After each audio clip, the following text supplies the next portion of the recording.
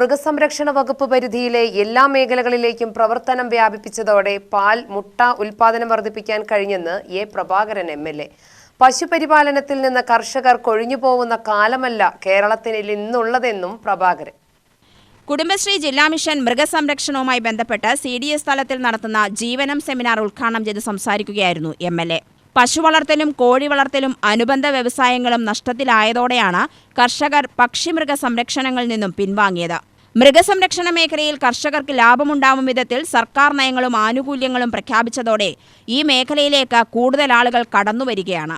കേരളത്തിന്റെ സ്വന്തം ബ്രാൻഡായ മിൽമയുടെ പാലും പാലുൽപ്പന്നങ്ങളും ഇന്ന് കടൽ കടന്ന് പ്രശസ്തി നേടുകയാണ്.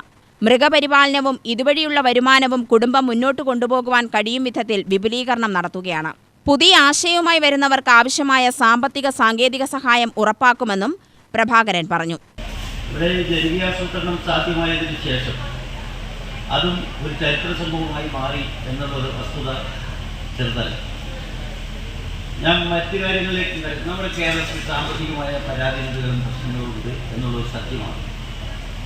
നമുക്ക് ലഭിക്കേണ്ട ആനുകൂല്യങ്ങൾ പലതും നിഷേധിക്കപ്പെടുന്ന ഒരു അവസരം ഉണ്ടാകുന്നു. നമ്മൾ സ്വന്തം കാലിൽ നിൽക്കാൻ ആവശ്യമായിട്ടുള്ള ഒരു പ്രവർത്തനത്തിന് നേതൃത്വം കൊടുക്കുക എന്നത് സർക്കാരിൻ്റെ ഉത്തരവാദിത്തമായി മാറും. അതിപ്പോൾ പല രംഗത്തും ബഹുമുഖമായ പ്രവർത്തനങ്ങൾ ഏറ്റെടുത്ത് സർക്കാർ ഒരു സ്വന്തം നിലനിൽപ്പുമായി ബന്ധപ്പെടുത്തിക്കൊണ്ട് സമൂഹത്തെ ഉന്നതിയിലേക്ക് നയിക്കാനുള്ള പ്രവർത്തനങ്ങൾ നടപ്പാക്കിക്കൊണ്ടിരിക്കുകയാണ്.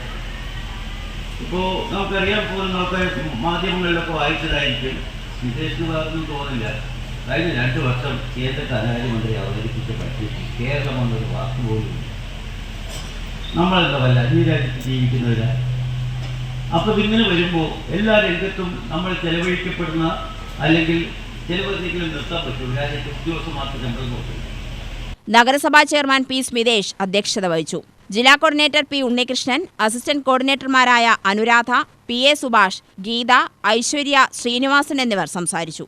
UTV news, Palakkad.